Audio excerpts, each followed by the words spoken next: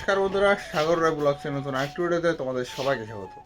আজকে আমি সকাল সকাল একটু জলদি ঘুম থেকে উঠেছি, কারণ একটা লোক এসে ডাক দিয়েছিল, সেই কারণে ঘুম ভেঙে গেল।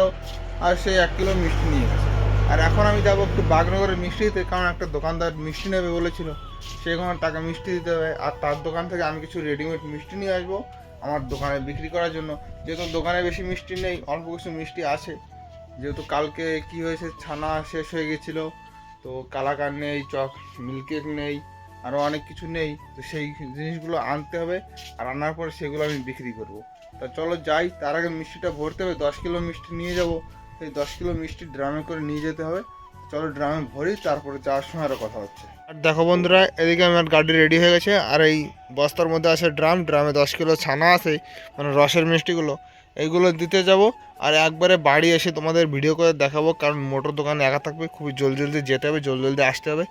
রাস্তায় বেশি গল্প করা যাবে না, আর ওখানে গিয়ে একদমই দেরি করা যাবে না। তা চলো যাই জলদি জলদি, আবার এসে কাজও করতে হবে।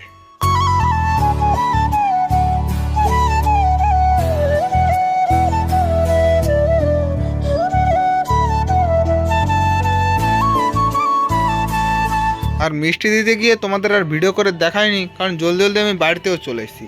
আর বাড়িতে এসে যে কালাকানগুলো এনেছি, যে মিষ্টিগুলো আমি এনেছি, সেখান থেকে একটা এই যে এটা এখন আমি কেটে সাজিয়ে দেবো কাউন্টারে। আর ফ্রিজের মধ্যে কটা রেখে দিয়েছি, কারণ গরমের কারণে হয়তো খারাপ হয়ে যেতে পারে, সেই কারণে ফ্রিজে রেখে দিয়েছি যাতে খারাপ না হয়। আর এখনও দুধওয়ালারা কেউ আসেনি, আজকে একটু দেরি করছে, এখন প্রায় 9টা বাজতে চললো, এখনও আসেনি, কী জানি কখন আসবে। জলদি জলদি আসলে আজকে জলদি জলদি কাজ শেষ হয়ে যাবে, কারণ আজকে দুখোলা কাজ করব। আর এইমাত্র এই গরুর দুধটা দিয়ে গেল, আজকে মাত্র 5 লিটার 200 গ্রাম দুধ দিয়েছে। আর এইখানে আমি কালাকান মিষ্টিটা সাজাচ্ছি। আর পাউডারে মানে যে দুধ দিয়ে আমরা মিষ্টি বানাই, মানে প্যাকেটের দুধ, সেই দুধটা এখনও আসেনি, কী জানি কখন আসবে, দেখা যাক। আর শরীরটা একদমই আমার ভালো লাগছে না, কারণ প্রতিদিন কাজ করতে হচ্ছে, সেই কারণে খুব হাতে ব্যথা, পায়ে ব্যথা করছে, খুব কষ্ট হয়ে যাচ্ছে। এখন কী আর করা যাবে, যেহেতু আমি আর আমার মোটর দোকানে আছি দুজনই, সেজন্য দুজনেরই করতে হচ্ছে। ধীরে সুস্থে করি, আস্তে আস্তে, কোনো চাপ নেই কাজের। আর কালাকানটা কাটার পরে কিছুক্ষণ বসছিলাম, তারপরে চলে আসলো দুধওয়ালা। আর দুধওয়ালা যখন দেখেছিলাম যে চৌরাহায় এসছে, তখন আমি কড়াইটাও ধুয়ে নিয়েছিলাম, তারপর একটু বসেছিলাম। আর এখন এই দুধটা জ্বালাবো, দুখোলা কাজ করব। এখানে 2 প্যাকেট, আজকে নিয়েছি 4 প্যাকেট দুধ। তবে কি করেছি, 2 প্যাকেট দুধ ফ্রিজের মধ্যে রেখে দিয়েছি, আর এই 2 প্যাকেট দিয়ে দুখোলা কাজ হবে, আজকের বেশি কাজ করব না। তারপর বন্ধুরা, দুধটা জাল দিয়ে আমি এদিকে ছানা কেটে নিয়েছি। তোমাদের ছানা কাটার দেখায়নি, কারণ এক জিনিস কতবার দেখাবো। আর ছানা কাটা হয়ে গেছে আমার। আর এদিকে মোটর প্রায় রান্না শেষ হয়ে গেছে। আর এখন ছানার এই যে বাদবাকি যে জলটুকু থাকে, এই যে দুধটুকু দেখতে পাচ্ছ, এটা আমি ন্যাকড়ায় ঝুলিয়ে দেবো। আর ওই বাড়তি যে জলটুকু আছে ওটুকু ফেলে দিতে হবে, তারপরে আমরা খেতে বসবো। তা চলো আগে ছানার জলটা কাটি, তারপরে খাওয়ার সময় আরও দেখাচ্ছি কী কী রান্না হচ্ছে তোমাদের।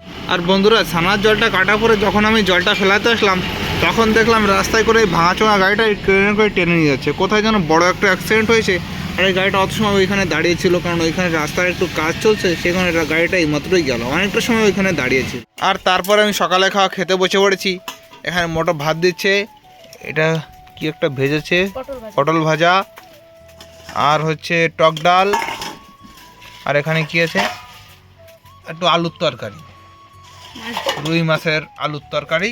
খেতে খুব ভালোই লাগে, মাছটা অত ভালো খাই না, তাও মাছ না হলে চলেও না। আর খেয়ে দিয়ে ওঠার পরে আমি এদিকে ছানাটা ঝুলিয়ে দিয়েছি। ছানাটা ঠান্ডা করে ঝুলাতে হয়, তা না হলে কী হয়, একটু ক্রিম ক্রিম ভাব চলে আসে, মিষ্টি পাকাতে অসুবিধা হয়। আর এখানে দেখো ঝুলিয়ে দিয়েছি। আর এখন দুজন একটু বসে বিশ্রাম করব, তারপরে যখন একটু বিকাল বিকাল হবে সেই সময় কাজ করব। দুখোলা কাজ, অত চাপ নিয়ে কোনো লাভ নেই। ঘুম থেকে ওঠার পরে আমি এদিকে কড়াইতে রসটা উঠিয়ে দিয়েছি।